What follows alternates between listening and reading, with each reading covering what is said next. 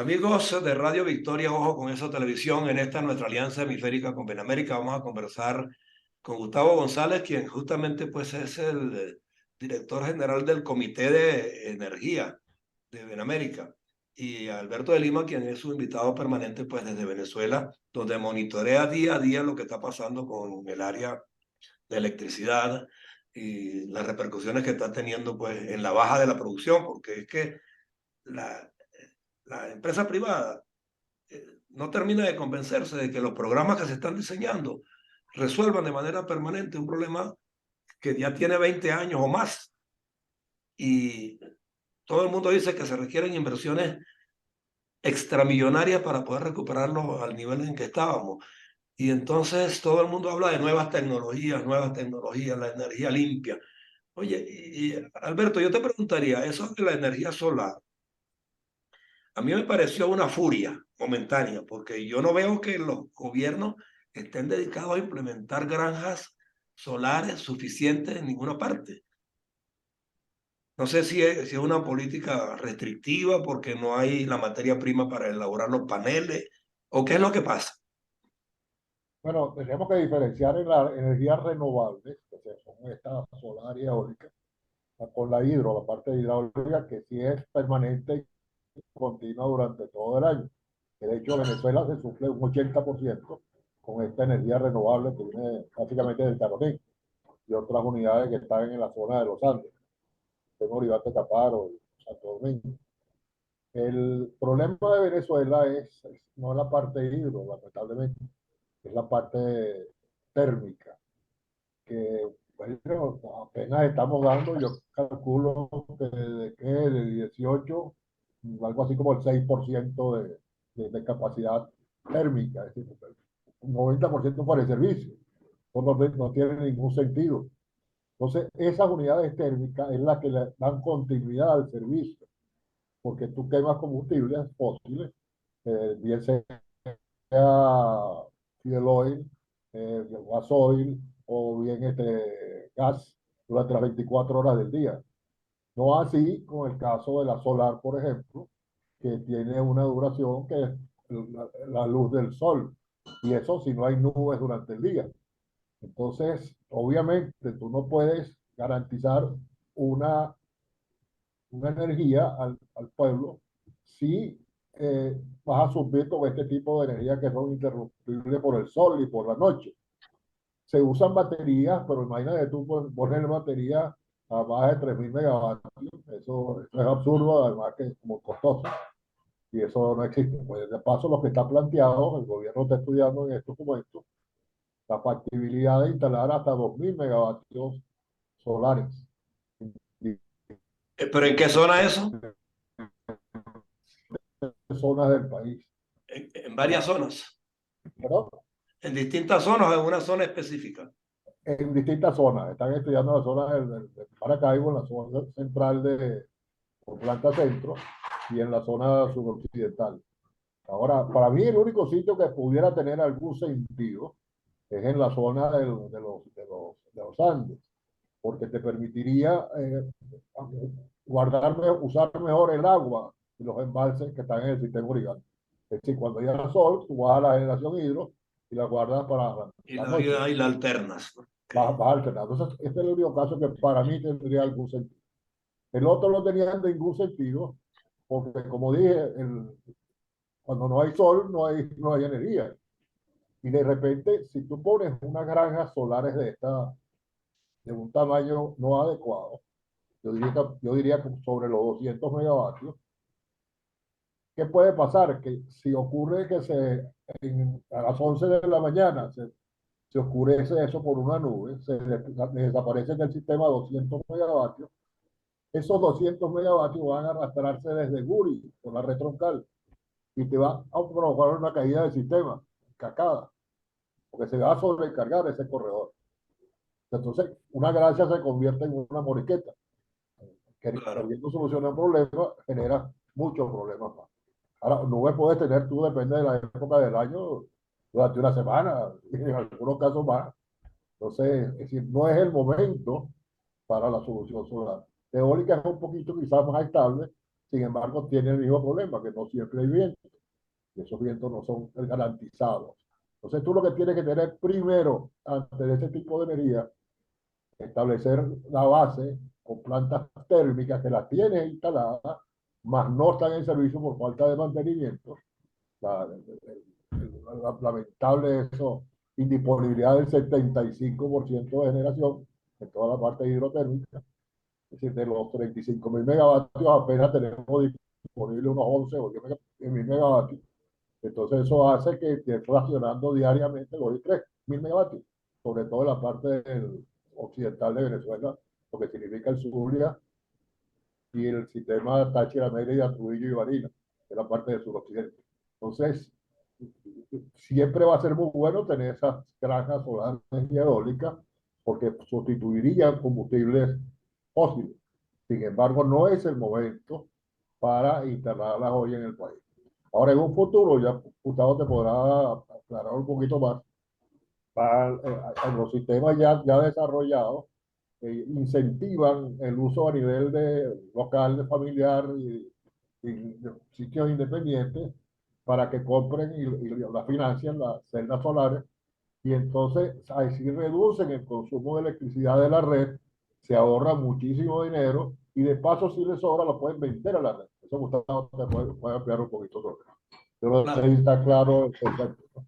Ahora, Gustavo, a nivel latinoamericano, porque los demás resuelven su luz como quieran, pero Latinoamérica, que somos una integralidad de países y con fronteras muy cercanas todos unos tras otros.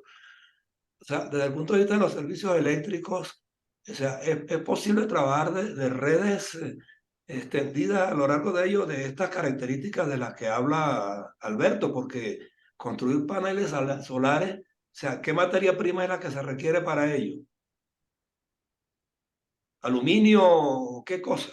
¿Y quién lo produce? ¿Cuál de los países lo produce en abundancia? Existe, hay una gran, hay varias experiencias en la región latinoamericana. Hay un organismo que se llama la Comisión de Energía Regional,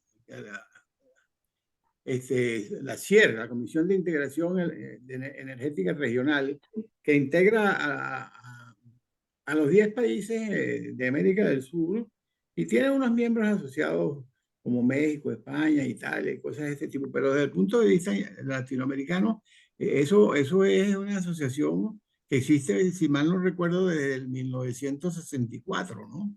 Venezuela siempre fue miembro de la CIER. Lamentablemente, como le ha pasado en algunas otras instituciones, ha caído en, digamos, en default por el pago y ya no ya no pertenecemos a a varias instituciones a nivel mundial. Ahora, yo estuve como 30 años ligado a la CIER y tuve conocimiento de muchísimos intentos que se hacían por aprovechar las complementariedades, digamos, porque cuando América del Sur, digamos, es grande, aprovechar las complementariedades entre el norte y el sur, ¿no? Pero claro, eso requiere de unos grandes sistemas de transmisión que interconecten los países, ¿verdad? Eso no es tan fácil. Fíjate que eh, el IGMO, América Central, tiene una gran red y una gran interconexión, pero hay una parte esa de la selva en donde los venezolanos no han tenido mucha suerte, Ah. en donde Ahí se quiebra el sistema y ahí se ha quebrado siempre esa interconexión y nunca se ha podido, pero digamos que de Panamá para arriba, América Central está muy bien interconectada y claro, como son países pequeños y que están todos uno detrás de otro, y poca población también, ¿no? poca Claro. población, se hace más fácil, ¿no? Nosotros mismos en Venezuela teníamos dos experiencias, una con la parte de Colombia, por arriba en Zulia, y otra con Brasil abajo en Guayana, ¿no? Pero esas mismas ya, claro, dada la precariedad del sistema nuestro hoy en día ya no están en uso desde el punto de vista activo, incluso le he oído conversar el otro día con Alberto de que aparentemente la zona de arriba de cuestecitas entre Venezuela y Colombia, hasta las torres las han desmantelado, los conductores se los han robado. O sea, reactivar incluso esas interconexiones. Posiblemente la de Brasil no esté en un estado tan grave de deterioro, pero la de Colombia sí creo que está un poquito mala. No es fácil, José Antonio, No es fácil. aprovechar la complementariedad que existe natural, ¿entiendes? Porque Sí. yo me acuerdo que cuando América Latina es tan grande que cuando a veces hay un niño en Venezuela, abajo hay una niña, ¿entiendes? Cosas de ese estilo, ¿no? Sí. Porque en el medio está Ecuador. ¿Entiendes? Sí. O sea, pero el punto importante que yo creo que hay que la gente tiene que tener claro es que el objetivo de diversificar la matriz energética no es un objetivo nuevo venezolano ni mundial.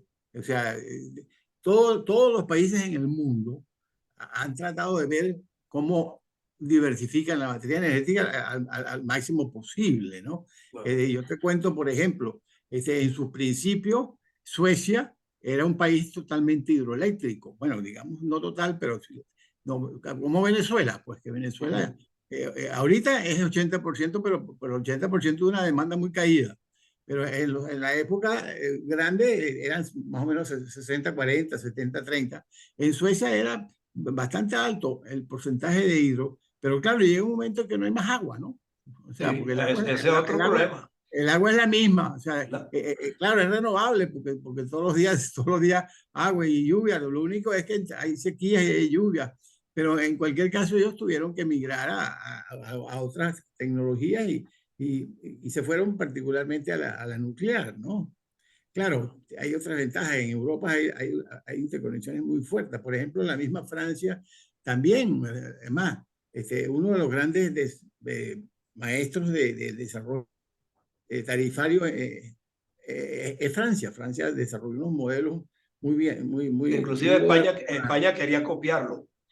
Sí, sí, con la tarifa azul y todo ese tipo de cosas. Y Francia también le pasó igual. O sea, hay un momento en que no hay más, en que el agua es la misma y entonces hay que ir a otra tecnología. Francia agarró la parte de nuclear y le fue mejor que Inglaterra, porque Inglaterra también se fue a la nuclear, pero los reactores nucleares de ingleses no eran tan buenos como los franceses, ¿no? Y fíjate que Francia le suple energía nuclear a muchísimos países de Europa, porque, claro, la ventaja de Europa es que son muchos países y son pequeños, ¿no? Son pequeños. Entonces, interconectar Francia con Pequeños en Alemania. territorio, pero grandes en población, en consumo, Territorio, ¿no? en territorio, claro. De interconectar Francia con Alemania, pues no es tan difícil como a lo mejor interconectar ¿cómo se llama? Florianópolis con Venezuela. Claro, claro, claro. Porque hay que atravesar todo el Brasil, ¿no? ¿Entiendes? Ahora, no todos nuestros vamos a estar países tienen. claro, Venezuela siempre ha tenido como objetivo en materia energética, pero mientras el chorro de agua siga activo y exista activo, lo que se necesita es lo que dice Alberto. O sea, no hay ningún país en el mundo que pueda tener 100% de energía renovable. No importa la que sea, ni que sea hidro, solar o incluso mixta de renovables. No puede. ¿Por qué? Dependiendo también de los sistemas. Por ejemplo, en Venezuela, el sistema nuestro, que es un sistema bastante largo, no es muy mallado, sino más bien largo, requiere que, por ejemplo, el mayor foco de generación que está en el sur de Guayana, que es Curi, requiere que en el Zulia, por decirte una referencia, en el extremo del sistema interconectado, haya un centro de generación que le permita mantener la tensión, porque son demasiados kilómetros, ¿no? Claro. Como las líneas traen problemas con la tensión, hay que tener mecanismos de control, ¿no? Y entonces, ¿cuál es la solución en el caso de Venezuela ahorita? Lo que decía Alberto. Tenemos 35.000 megavatios instalados, de los cuales 17 o 18 son térmicos. Que yo decía en estos días en uno de los artículos creo que conversaba con Alberto, la demanda ahorita en Venezuela son 10.000.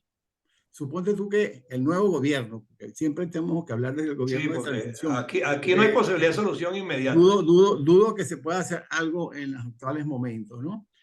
Suponte tú que el gobierno de transición diga, bueno, vamos a hacernos, porque tenemos que ponernos una meta de crecimiento, ¿no?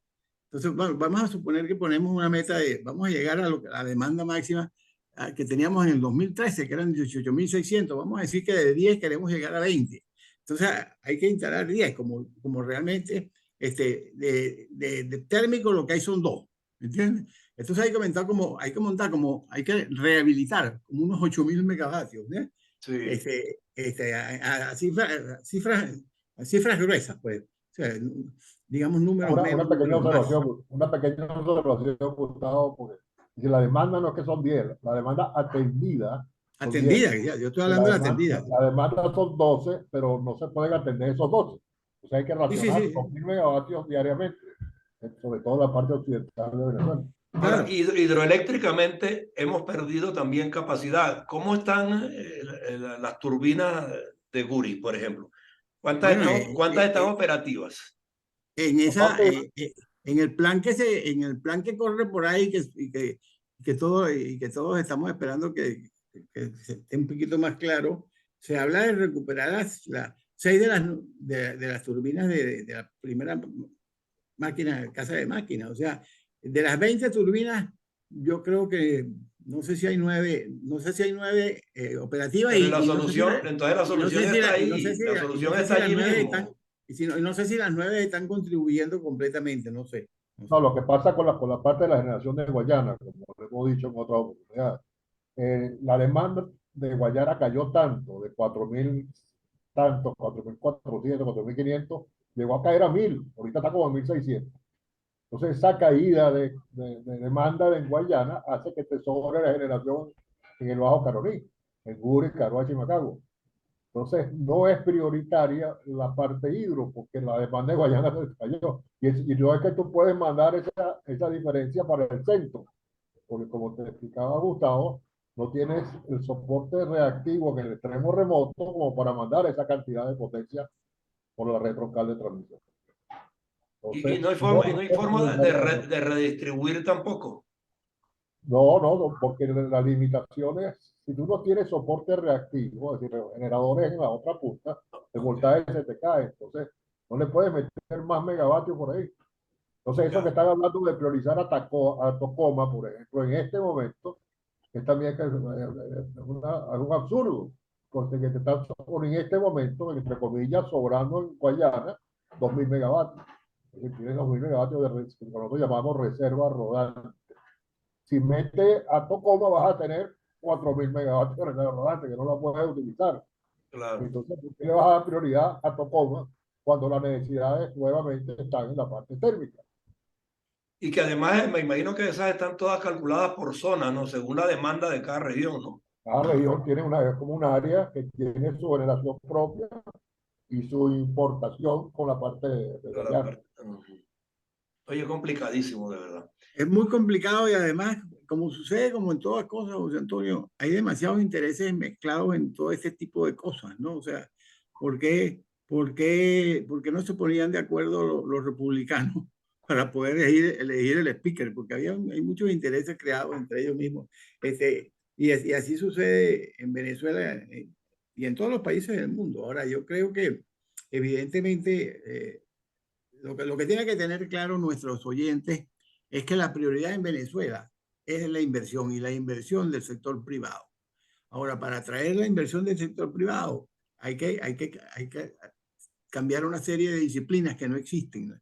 O sea, la parte económica, la parte judicial, la parte institucional, la parte fiscal. Hay que tener una ley que proteja las inversiones. O sea, hay una cantidad de cosas por hacer, ¿entiendes? Para poder atraer, estimular e incentivar Sí. al inversionista privado, ¿entiendes? O sea, ahora la gente, nosotros tenemos una experiencia en privatización, ¿no? O sea, en los años 90, tú estás haciendo pruebas de imagen, ¿o qué? No, no, aquí hay una falla en el sistema de Internet. Ah, ok, ok. En los años 90 se hizo una ley de privatización en Venezuela y el Fondo de Inversiones, como era el mayor accionista del sector eléctrico, este, era el que tenía a su cargo la implementación de esa ley. Entonces se hicieron muchísimos estudios y muchísimas análisis Y lo primero, para ver cuál era la prioridad en la privatización, y yo recuerdo que en esa época se hablaba de la privatización en el BEN, en el Zulia y en Elco, en la costa también oriental del lago de Maracaibo, ¿no? Y después en el VAR también, ¿no? Esas fueron empresas que en sus orígenes fueron privados, después fueron nacionalizadas, y entonces se querían volver a privatizar. El problema está en que la mejor decisión es la que se toma oportunamente. Tantas vueltas le dieron que al final, en el 98, fue que se firmó el contrato de privatización de Seneca, o sea, el servicio En eléctrico de Nueva Margarita, sí. Esparta, que fue el único que se implementó y que afortunadamente tuvo éxito, para que tú veas. Bueno, Porque la próxima semana, la próxima reunión que nos toque con ustedes en el sector eléctrico, vamos a hablar de eso de la privatización, porque tengo entendido que en Margarita están aupando fuertemente para volver a ese sistema de privatización. Y como es una isla pequeña y un territorio que se puede servir con bastantes garantías, de repente pueda que se haga y sirva de inspiración para que el resto de los estados también se plieguen a la misma modalidad y empujen por esa vía, pues. Bueno, Vamos a, Margarita ya fue privado y como te digo, y fue exitosa. yo recuerdo muy bien, Seneca fue la única empresa que tuvo, en la cual funcionaba la mancomunidad con alcalde. O sea, Exacto, sí. y todo iba bien. Ahora, Margarita es una isla, por lo tanto, no puede depender de un cable, ¿entiendes? Sí, por Tiene que supuesto, tener, a eso nos referimos, a eso tiene nos que referimos. tener una especie de autosuficiencia térmica en la isla, porque si el cable se te va, entonces resulta que pierdes 30, 40, Sí, 50% bueno. de la isla y quedas en lo mismo, Pero este ¿verdad? es un tema que no termina. El Pero, tiempo aquí a veces conspira contra nosotros para seguir desarrollándolo de manera bueno, continua. nosotros estamos encantados porque Pero, estamos en una de privatización nosotros. exactamente, sí. Pero sí, vamos a Lo continuar cual, hablando en el bueno, próximo cuando tú programa quieras. porque este es un tema permanente en Radio Victoria Ojo con Eso Televisión, en esta nuestra alianza con Benemérica y ustedes son los voceros en ese sector y por supuesto pues que todo lo que quepa y todo lo que podamos indagar sobre ese particular y servírselo a la audiencia aquí pues es importante para que la gente conozca que no es un tema simple, tiene muchas implicaciones, requiere muchas inversiones, puede ser muy diverso, pero que de todos modos, pues también la gente tiene que entender que el progreso no se alcanza con sistemas que son restrictivos, por el contrario, tiene que haber amplitud política y democracia y libertad para que estas cosas ocurran como aspiramos, ¿no? Ahora, nada más un poquito que se nos quedó en el aire. Hoy en día, el mayor consumo de electricidad es residencial. ¿Mm? ¿Por qué? Porque el comercio y la industria Quebrados. no es que esté ¿No? quebrado, está como no a media máquina, sino a un tercio de máquina, ¿no? Pero por eso es que hay que ser futurista. Entonces, Hay que ser entonces, futurista porque cuando se recuperen esos sectores, la demanda va a ser mayor. Si no se toman las previsiones ahora, no vamos a lograr ningún no, bienestar. me refiero a que la parte, por ejemplo, solar, hay aplicaciones muy buenas hoy en día para la parte doméstica y cosas de este estilo que pudieran tener lugar en estos momentos porque ayudarían a bajar el consumo residencial. O sea, tendríamos Sí. otra fuente para el consumo, Bueno, no, si no, no volcamos, claro, si para que lo volcamos, aporten a la red, sino no, para que no, se lo... no, pero si volcamos las alternativas al sector particular, a los particulares, a los hogares, o Sí, sea, la otra energía alcanzaría suficientemente para los sí, industriales. cómo no. No, pero es que además vamos a estar claros, por cierto que uno de los ejemplos mejores de esto de la privatización es México. México tuvo en la época de Salinas, él instituyó la privatización y ahí se dieron 34 contratos de lo que llamaban asociaciones públicas privadas que se implementaron, de los cuales 28 eran ciclo combinado y 6 eran eólicas, por cierto. Bueno, Yo no sé, yo aquí en México yo veo en todas partes instaladas en muchas residencias aparentemente, yo el no sé, sistema bueno, yo solar no, también, no, de no sé paneles qué capacidad solares. eólica tiene México, no sé qué No, capacidad pero por eólica. lo menos la solar aquí está bastante extendida. Pero ¿Entiendes? ellos no solamente lo hicieron bien, sino que además lo hicieron con la tecnología de mayor eficiencia, que es el ciclo combinado. Claro, también aprovecharon el boom de la producción de gas en Estados Unidos y eso les permitió tener un acceso a un gas mucho más económico y de hecho estos contratos que se hicieron en esa época de Salinas eran más económicos que las otras plantas de la Comisión Federal de Electricidad. Bueno. Pero cuando quieras Cuando hablamos nos de ese toca, tema. tocamos ese tema y hacemos comparación de un país con otro para ir midiendo pues en qué No, y la medida. otra cosa es que la solar bajó los costos de producción, una barbaridad. La solar, ¿verdad? Sí, sí, cómo no. No Y solamente de y la producción, eólica sino de también, inversión. y la eólica está aumentando los tamaños de las turbinas. Y la solar parece que lo va a bajar más porque está hablando también ahora de unos rollos que vienen y se instalan en forma Y instantánea en no, casa. un papelito, como el hueso de un Papelitos, sí, papel. exacto. Bueno, de eso vamos a hablar en los próximos programas. ¿Cómo no? Un abrazo Perfecto. para Gustavo González y Alberto de Lima, pues nuestros voceros en el tema eléctrico a través de Benamérica, en esta alianza con Radio Victoria y Ojo con esa televisión. Gracias por su tiempo en el día de hoy No, y nos seguimos viendo. gracias a ti. Hasta Hasta luego, luego. buenas Un tardes. abrazo. Ya, Un bueno. abrazo a todos. Bueno.